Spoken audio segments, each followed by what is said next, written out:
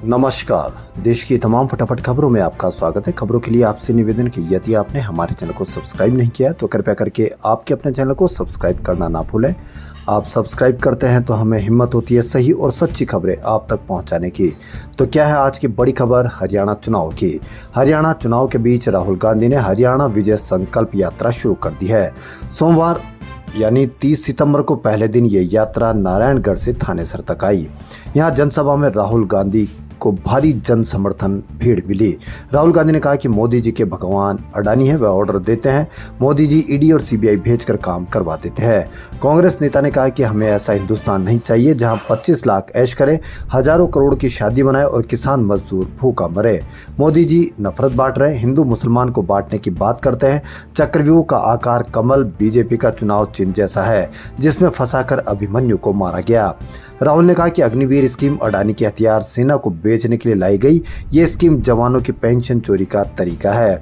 इस यात्रा में राहुल के साथ बहन प्रियंका गांधी भी रही। उन्होंने कहा कि पहलवान सड़क पर बैठे रहे, प्रधानमंत्री जी के पास उनसे मिलने के लिए 5 मिनट का टाइम नहीं था। मोदी सरकार सिर्फ अडानी अंबानी की सरकार है। इन्होंने किसानों को आतंकवादी कहा। तिरुपति मंदिर के लड्डुओं में जानवरों की चर्बी वाले घी के इस्तेमाल पर सोमवार को सुप्रीम कोर्ट में सुनवाई हुई। जस्टिस बीआर गवई और केवी विश्वनाथन की बेंच ने कहा कि जब प्रसाद में पशु चर्बी होने की जांच सीएम चंद्रबाबू नायडू ने एसआईटी को दी तब उन्हें मीडिया में जाने की क्या जरूरत थी। कम से कम भगवान को तो राजनीति से दूर रखे। बेंच ने कहा कि जुलाई में लैब रिपोर्ट आई, वह स्पष्ट नहीं है। मुख्यमंत्री एसआईटी जांच के आदेश देते हैं और फिर सितंबर में मीडिया के सामने बयान देते हैं। एक संवैधानिक पद पर बैठा व्यक्ति ऐसा कैसे कर सकता है। कोर्ट ने तिरुपति मंदिर की ओर से पेश हुए वकील सिद्धार्थ लूथरा से पूछा कि इस बात के क्या सबूत हैं कि लड्डू बनाने में दूषित घी का इस्तेमाल किया गया था। इस पर उन्होंने कहा कि हम जांच करें। इसके बाद जस्टिस गवई ने पूछा फिर तुरंत प्रेस में जाने की क्या जरूरत थी। आपको धार्मिक भावनाओं का सम्मान करना चाहिए। सुप्रीम कोर्ट द्वारा अंतरिम रोक लगाए जाने के बाद भी असम के 47 निवासियों के घरों पर बुलडोजर चलाने के मामले में असम सरकार को नोटिस जारी कर दिया गया है। सुप्रीम कोर्ट ने इस मामले में असम सरकार से 3 हफ्तों के अंदर जवाब मांगा है।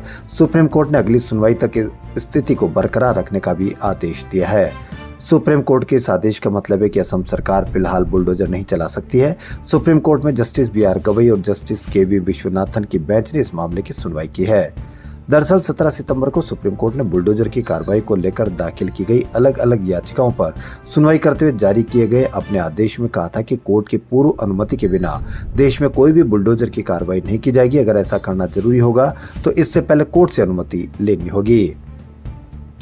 महाराष्ट्र में एकनाथ शिंदे सरकार ने देसी गाय को राज्य माता का दर्जा दिया है। ऐसा करने वाला महाराष्ट्र देश का पहला राज्य है। सोमवार को कैबिनेट बैठक में सरकार ने फैसला लिया। महायुति सरकार ने इसको लेकर अधिसूचना जारी कर दी। शिंदे ने कहा कि स्वदेशी गाय हमारे किसानों के लिए वरदान है, इसलिए हमने इन्हें राज्य माता का दर्जा देने का फैसला लिया है। इसके साथ ही हम गौशालाओं में स्वदेशी गायों के पालन पोषण के 50 रुपए प्रतिदिन की सब्सिडी योजना लागू करने जा रहे हैं। गौशालाएं अपनी कम आय के चलते खर्च नहीं उठा सकती थी, इसलिए फैसला लिया गया है। नोटिफिकेशन में सरकार ने कहा कि वैदिक काल से भारतीय संस्कृति में देसी गाय के महत्व, मानव आहार में देसी गाय के दूध की उपयोगिता, आयुर्वेदिक चिकित्सा, पंचगव्य उपचार पद्धति और जैविक कृषि प्रणालियों में देसी गाय के गोबर और गोमूत्र के अहम स्थान को देखते हुए देसी गाय को राजमाता गोमाता घोषित करने की मंजूरी दी गई है। मणिपुर में मिलिटेंट्स की कैद से थोबल के 2 युवकों को छुड़ाने की मांग को लेकर सोमवार को थोबल मेला ग्राउंड में विरोध प्रदर्शन हुआ। प्रदर्शनकारियों ने नेशनल हाईवे भी जाम कर दिया। 3 युवकों को बंदी बनाया गया था, उनमें से एक को छोड़ दिया गया। प्रदर्शनकारियों की मांग है कि बाकी दोनों को भी छोड़ा जाए। प्रदर्शन में पीड़ितों के परिवार भी शामिल हुए। प्रदर्शन के दौरान पीड़ित थोकचाम थोईबा की मां बेहोश हो गई। जॉइंट एक्शन कमेटी के रिप्रेजेंटेटिव ने सीएम बीरेंद्र सिंह से मुलाकात की। उनका कहना है कि राज्य सरकार को दी गई समय सीमा सोमवार दोपहर 1:30 बजे ही समाप्त हो चुकी है, इसलिए वे विरोध प्रदर्शन के लिए बाहर जा रहे हैं। कोलकाता में 8 से 9 अगस्त को ट्रेनी डॉक्टर से रेप मर्डर मामले को लेकर सुप्रीम कोर्ट में सुनवाई हुई। बंगाल सरकार ने कहा कि रेजिडेंट डॉक्टर्स इन पेशेंट डिपार्टमेंट और आउट पेशेंट डिपार्टमेंट में काम नहीं कर रहे। इसके जवाब में डॉक्टर्स के वकील ने कहा कि सभी इमरजेंसी और जरूरी सेवाओं में डॉक्टर काम कर रहे हैं। सुनवाई की शुरुआत में पीड़ित के वकील ने कहा कि सोशल मीडिया पर पीड़ित की तस्वीरें और नाम उजागर करने वाले पोस्ट अब तक मौजूद हैं। इसे लेकर सीजीआई डीवाई चंद्रचूड़ ने कहा कि हमने पिछली सुनवाई में कहा था कि कोई भी पीड़ित का नाम और फोटो नहीं प्रकाशित कर सकता। अब ये कानूनी संस्थाओं का काम है कि वह इस ऑर्डर को लागू करवाए।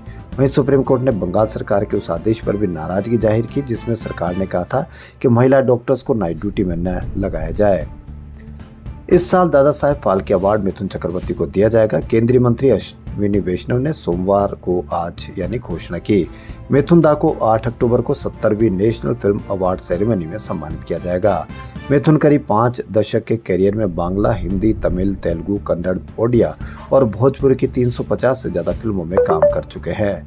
उन्होंने अपना फिल्मी कैरियर 1976 में मृग्या से शुरू किया था और इस पहली फिल्म के लिए नेशनल अवार्ड जीता था। 1982 में आए डिस्को डांसर से उन्हें पहचान मिली। मिथुन को 3 बार नेशनल अवार्ड भी मिल चुका है। उन्हें जनवरी 2024 में पद्मश्री से भी सम्मानित किया गया। दादा साहब फिल्म अवार्ड मिलने पर मिथुन दा ने कहा कि सच कहूं तो इतना प्रतिष्ठित पुरस्कार पाकर मैं निःशब्द हूं। न मैं रो पा रहा हूं और न मैं मुस्कुरा पा रहा हूं।